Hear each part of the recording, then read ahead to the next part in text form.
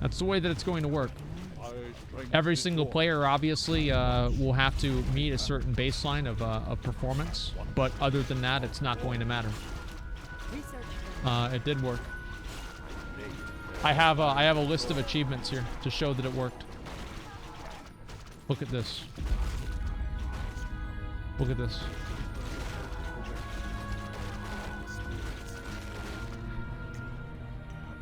The literal god. Keep that in mind. It's before I streamed, before I did anything. What happened to no toxicity? Depends on what the toxicity is for. If you fuck up in a raid, and it happens constantly, we'll deal with it. But yeah, you're right. Anybody who's shit-talking other raiders during a raid will probably be removed. Why is that? Because that's my job. And I get to do it, not you. If you want to shit-talk... With melee hunters returning in Legion as a viable spec to play, I thought it'd be fun to take a look at melee hunters from before they were completely removed from the game in Mist of Pandaria. To start off, no, melee hunters were never a viable playstyle for hunters.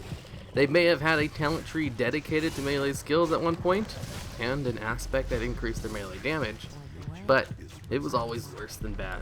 Until Cataclysm, hunters didn't get a pet until level 10, and until Mist, they couldn't shoot while in melee range. So nearly all hunters had to do some form of melee combat until they got their pet.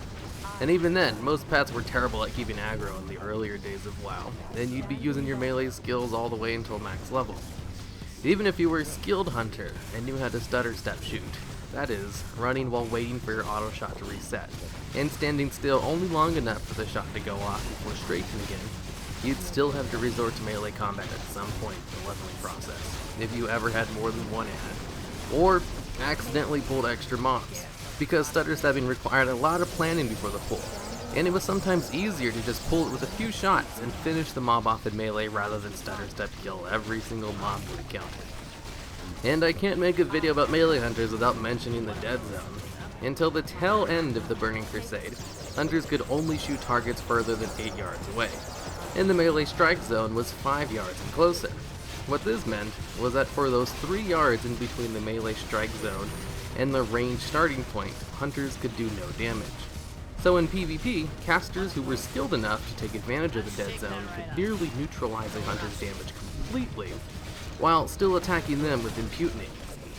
In vanilla WoW, hunters had 6 melee skills: Raptor Strike, and On Next Attack ability, which would give your next auto attack bonus damage, Mongoose Bite, an instant ability that could only be used after dodging an attack, but did very little damage, Counter Attack, an ability that could only be used after parrying an attack, which also rooted the target for 5 seconds, Wing Clip, a slow, Lacerate, a dot, and Disengage, a really shitty threat reduction ability that worked nothing like it does today. First up, let's talk about Raptor Strike. Raptor Strike worked pretty much the same way from its inception, all the way until it was removed in Mist. In its first form, it had a 6-second cooldown. Oh. That means no? No, there are a lot of things that are... There are a lot of no means no. They did not say no. The third word. There is no direct means for characters in BFA to transfer gold to characters in WoW Classic. Yes, there is. You get on Discord and you say, trade me 1,000,000 gold in Classic in BFA for 10,000 gold in Classic WoW. And then the person does the trade. That is it doesn't matter if there's indirect or direct means. So, in this second sentence, this will be highly disruptive for Classic as the economies of the two games are very different.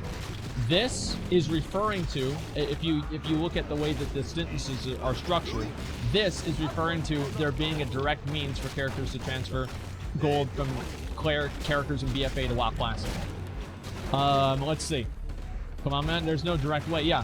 Gold exchange between players in WoW is subject to our terms of service. Purchase of gold from third parties could lead to suspension or banning of accounts. How do you define purchase? Is like purchase meaning buying it with money, real money, or buying it with other gold? Because people did this in Diablo all the time. Don't understand. There are no direct means. Doesn't mean you can't do it through TOS. Yeah, I mean, Semantics move on. Well, semantics is everything. Like that's the whole thing, because this TOS is written in a way. The TOS is written in a way that what they say matters. And in my opinion, right? In my opinion, if I read this, they did not explicitly say that you're not able to trade gold from classic realms for gold on BFA realms. They didn't say that. Now, they might have maybe implied that, but they did not say that.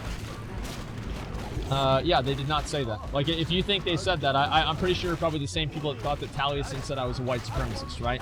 The same people probably. And if English is not your first language, I understand, okay? Like, I don't speak any other languages, I get it, right? But in the English language, this does not imply that it's not okay.